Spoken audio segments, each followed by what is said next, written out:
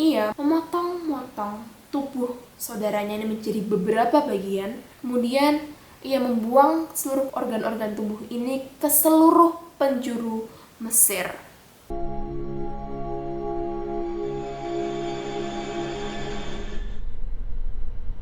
Hai semuanya, saya Clara Rosana Dewi Pakiding dari kelas 10 S1 absen 10. Dan di video kali ini saya akan membahas tentang mitos salah satu sungai terkenal di dunia, terpanjang di dunia, dan yang pasti sudah tidak asing lagi di telinga kita, yaitu Sungai Nil.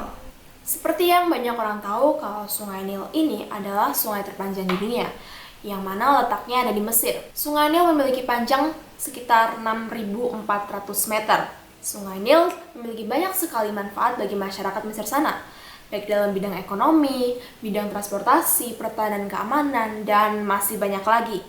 Namun, ada satu mitologi Mesir kuno yang mengatakan bahwa air Sungai Nil ternyata berasal dari air mata seorang istri dewa.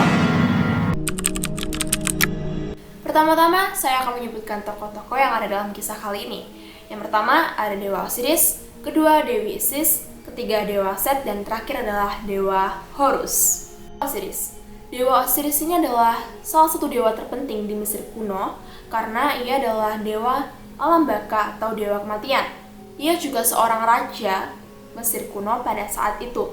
Dewa Osiris memiliki istri bernama Dewi Isis, yang ternyata Dewi Isis ini adalah saudarinya sendiri. Jadi kedua orang tua mereka yang bernama Geb dan Nut memiliki 4 orang anak. Dewa Osiris, Dewi Isis, Dewa Set, dan adanya namanya Nepitis. Jadi kesimpulannya adalah Dewa Osiris, Dewi Isis, dan Dewa Set ini adalah saudara kandung.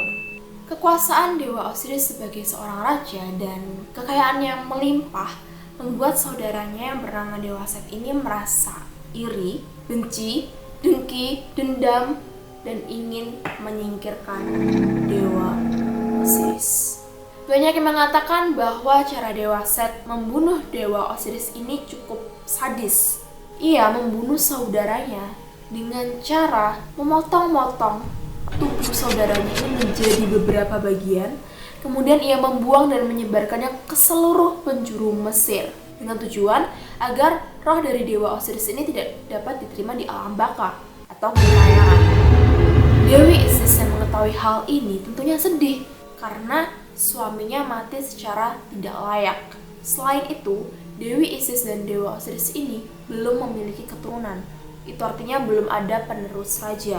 Akhirnya dengan penuh tekad, Dewi Isis mengelilingi seluruh penjuru Mesir untuk mencari, kemudian menyatukan dan berniat untuk membangkitkan Dewa Osiris kembali. Nah, disinilah inti ceritanya.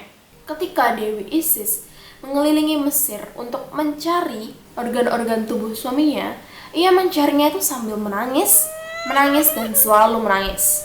Tangisannya yang begitu deras ini akhirnya berubah menjadi sebuah sungai yang sangat panjang, yaitu Sungai Nil.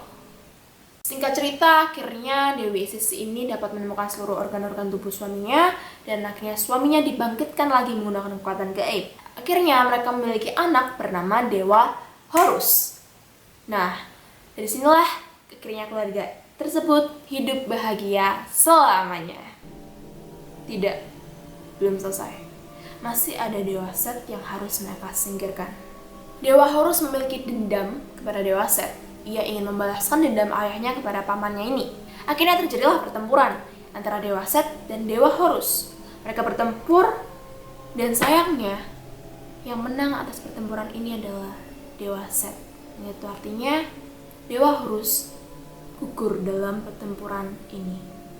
Dewi Isis, sang ibunda yang mengetahui hal ini tentunya sedih kembali. Ia merasa kehilangan untuk kedua kalinya. Dan konon katanya, air Sungai Nil yang hingga saat ini masih terus mengalir itu adalah air mata Dewi Isis yang masih menangisi kematian putranya. Jadi begitu teman-teman kisah tentang air mata Dewi Isis. Bagaimana? Apakah kamu percaya? Jadi meskipun hanya sebuah legenda dan tidak berakhir dengan bahagia, namun ada satu pembelajaran yang dapat kita ambil, Itu bagaimana kita mau selalu rela berkorban untuk keluarga kita dan selalu mengutamakan keluarga kita. Sekian teman-teman pembahasan pada video kali ini. Semoga apa yang sudah kita bahas tadi dapat bermanfaat dan menambah wawasan kita tentang mitologi Mesir kuno. Sekian dan sampai jumpa.